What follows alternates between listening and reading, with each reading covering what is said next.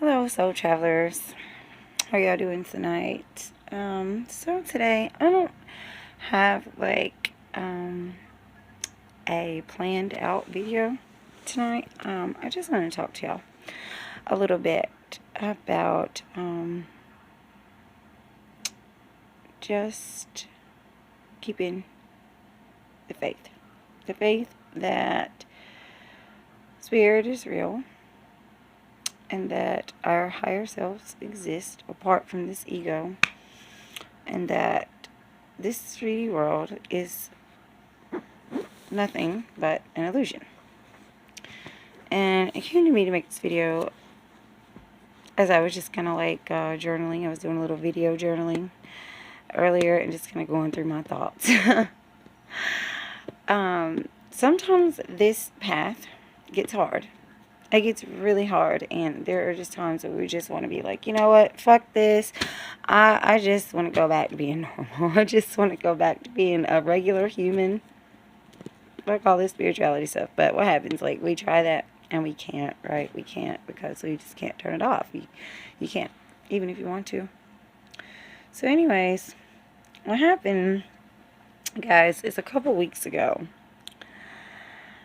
I was talking to my father, and I was talking about, ancestors and, like, connecting with the ancestors, being in touch with them, things like that, asking them for guidance, things like that. And my father said to me, well, he always says this.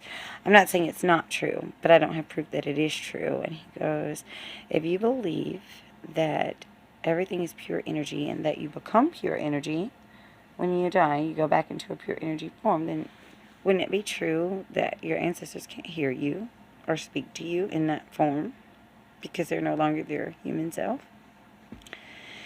And y'all, I've been thinking about that ever since. And it just threw me off the rails. And what continued to happen over the last couple weeks is I just started questioning, like, everything I believe. And just going through a whole charade of what's right, what's wrong, what's real, what's not. Last week, I came to the conclusion, for whatever reason, that the name of my spirit guide is Daniel.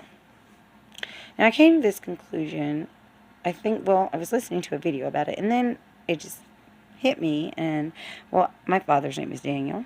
My son's name is Daniel. My husband's name is Daniel. Now, my son, named Daniel, is not my husband's child. So, he's not, like, named after him. I had him before we met. So, after that, I asked this spirit guide, who I assume his name is Daniel, can you confirm for me that you're my spirit guide and your name is in fact Daniel? A few minutes later, I turned the radio on. Sometimes I like to look for confirmation or signs, like, through music and stuff. So I guess that's what I had on my mind. And then I heard a advertisement to win some money, okay, by texting a number. So I'm like, ooh, forgot all about, asking for a sign and confirmation from this spirit guy named Daniel. My phone was dead, and I had it on the charger in the car. Well, my car charger is crappy.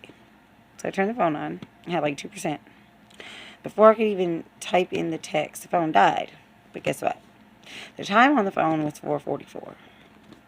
And so I was like, after the phone died, then my mind went back, and I was like, oh, that was Daniel's sign, That's confirmation right there. He must be my spirit guide. So I was pretty confident about that. Then I read in a book that I'm reading right now. It's called I don't know, something about the Akashic Records. Can't remember the title right now, but it's about the Akashic Records. A Radical Approach to the Akashic Records by Melissa Fick. Okay. And I come up on this section talking about, if we don't change our lives, we are recreating our past. So then I thought, okay, well, my father's name is Daniel. My son's name is Daniel. My husband's name is Daniel. And all these people have been in my life long before I really got on my spiritual journey. And so I go, Was I just recreating my past then? Is that why I have these people in my life with this name? Is that not the name of my spirit guide? You know, guys, I just been doing backflips and somersaults in my mind. Like, what is real? What isn't? That whole thing. And, you know, then I come to the conclusion that this realm is just full of illusions. And so we go in our ego and we question and we question. And, you know, I've always had a problem with separating things into black and white. That everything is just black and white, right? So anyway, at this point, y'all, I mean, this has just been going on for a couple weeks. And this is, those are just a couple of things that happened. Like, it's just been a non-stop thing. Like, I even stopped and was like, today, am I an atheist? Like, how do you go from being like totally spiritual, you're in tune, you're in alignment with spirit, to am I an atheist? Like, right, that's how serious and crazy these thoughts got. Okay. And then I go in the bathroom and I'm just crying, and I'm just like, spirit, higher self, you know, what is going on? What is happening? I look up and I noticed that there's a design on the toilet paper. Now, y'all, I never pay attention to my toilet paper. Like, I don't even buy the same brand all the time. I just get the toilet paper and I never look at it. And for whatever reason, the design caught my attention, but I really couldn't tell what it was. So I pulled it up closer to my face, and it was a butterfly. Yeah. So, for those of you who don't know, a butterfly is a symbol of transformation. Because, well, you know, caterpillars turn to butterflies. And what happens is their body gets attacked by the new cells, and the caterpillar fights and fights and fights, and eventually the new cells win over. They go in a cocoon, and they come out a butterfly. Okay? So, this is a common, like, metaphor when we're talking about spiritual transformation and ascending and the spiritual journey. This isn't the first time that I've seen a butterfly. There's been a couple other times where I was going through similar things, not really questioning, but just going through just a lot of confusion and things like that during my spiritual journey, and butterfly appeared. And I haven't seen one in a long time anywhere. Well, it's cold outside, so obviously we're not going to see butterflies outside, but when I saw that butterfly on that toilet paper, which I never look at, I just laughed. And I said, thank you, Spirit. Thank you, higher self, for that confirmation. So I say all that to say that when you are in doubt and when you are confused about what is the right way, about what is the wrong way, all of that, you know, just ask for confirmation. Just go inside. Let it all go. Get out of the ego, because I just made the decision that I'm just not going to think about this anymore.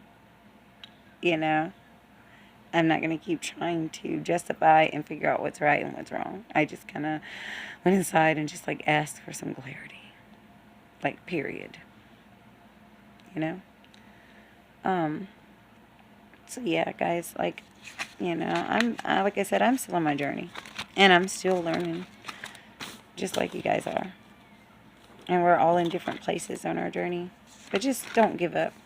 Don't give up, because, you know, our higher self is always guiding us and directing us.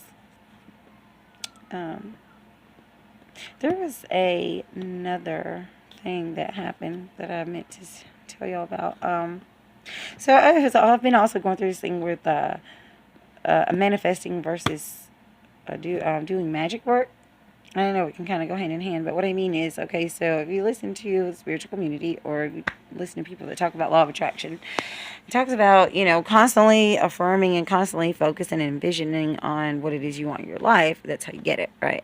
Well, when we do magic work, at least this is the way it is in my head, because like I said, I'm black and white, so I'm probably dividing this up, and y'all could probably help me with this if you have an answer to it. Like, magic work is kind of like praying. When they say, you know, if you're going to pray, don't worry. If you're going to worry, don't pray. Meaning, once you set that intention, you know, with your magic spell or whatever it is, your ritual, once you do it and you send it off in the universe, you let it go, you forget about it. Not forget about it, but you let it go and wait for it to come back to you.